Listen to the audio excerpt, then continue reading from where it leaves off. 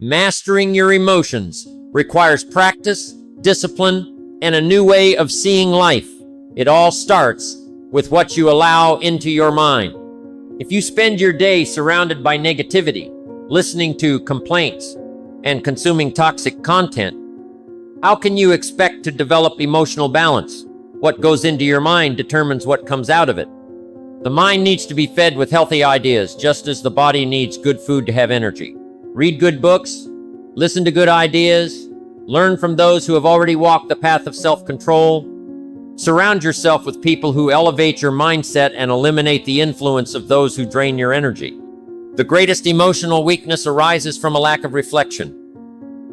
Most people react without thinking. They simply feel and act impulsively, without realizing that they are allowing external factors to dictate their lives. To change this, you need to create a space between what happens and how you choose to respond. When something irritates you, take a deep breath. When you feel fear, analyze the situation. When you are overcome by frustration, ask yourself, does this make me stronger or weaker? This simple pause can completely transform your decisions. The way you face challenges defines your emotional strength. Often, a problem is not as big as it seems. It is your perspective that amplifies it.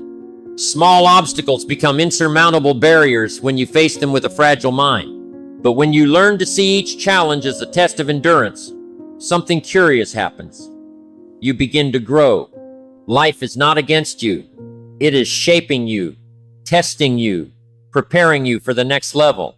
Gratitude is one of the greatest antidotes to uncontrolled emotions. When you focus on what you have instead of what you lack, your mind strengthens. When you choose to see difficulties as learning opportunities, your perception of reality changes. Emotionally fragile people live stuck in what did not work.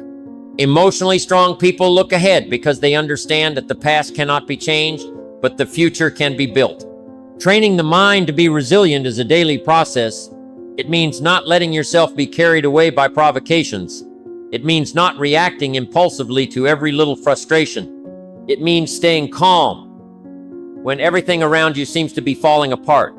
And most importantly, it means remembering that your emotions are your servants, not your masters. You are in control. You decide how you feel. You decide how you react. You decide who you want to become. If you want to learn how to build a strong mindset, develop self-control, and turn challenges into opportunities, subscribe to the channel now and activate the bell. This way, you will have access to more teachings that can change your way of thinking and consequently, your life. The human mind is incredibly powerful. It all starts with what you think and feel. What's inside you shapes how you act, and your actions shape your destiny. If you allow negative emotions to take over your life, they cloud your vision, affect your productivity, and destroy your opportunities. But when you learn to manage them, you can turn any situation, no matter how bad it seems, into a valuable lesson and a stepping stone to success. Think about it. We all face challenges. We all have tough days. But what's the difference between someone who overcomes difficulties and someone who lets them consume them? It's not luck. It's not talent. It's how we deal with our emotions. The most successful people in the world aren't those who have never felt fear, never been frustrated, or never faced difficulties. They're those who have learned to manage those emotions and use them to their advantage. Many people live as hostages to their feelings. If they're excited, they do what needs to be done. But if they are unmotivated, they procrastinate. If they are confident, they make important decisions. But if they are insecure, they let opportunities slip by. If things are going well, they are productive. But if things go wrong, they give up. That is not emotional control. That is being at the mercy of circumstances. Now, imagine the opposite. Imagine someone who knows exactly where they are going, regardless of how they feel at the moment. Imagine someone who wakes up in the morning and works toward their future, even when they don't feel like it. Someone who faces challenges with clarity, without being overcome by fear or frustration. That is the true power of self-control. The emotion itself is not the problem. The problem is letting it dictate your actions. Anger, for example, can be destructive if expressed uncontrollably, but it can be a powerful fuel if channeled to right injustices or improve your life. Fear can paralyze you, but it can also alert you to be better prepared. Sadness can bring you down, but it can also be a time for introspection and learning. It all depends on how you choose to deal with your emotions. And note that word, choice, because that's exactly what happens every day. You choose how you react to each situation. You choose whether to be discouraged or strengthened. You choose whether to give in to fear or face it. And these choices, made day after day, define who you become. If you want to take control of your life, you first need to take control of your mind. How do you do that? Start by observing what is feeding your thoughts. If you consume negativity every day, bad news, complaints, pessimism, how can you expect to maintain a positive emotional state? What you put in determines what comes out. The quality of your emotions is directly linked to the quality of your mental habits. If you want to become emotionally strong, you need to feed your mind with healthy ideas. Read inspiring books. Listen to people who have already been through what you are going through and learn how to overcome it. Surround yourself with influences that build you up, not tear you down. Another important thing, practice emotional discipline. This means that no matter what happens around you, you decide what kind of reaction you will have.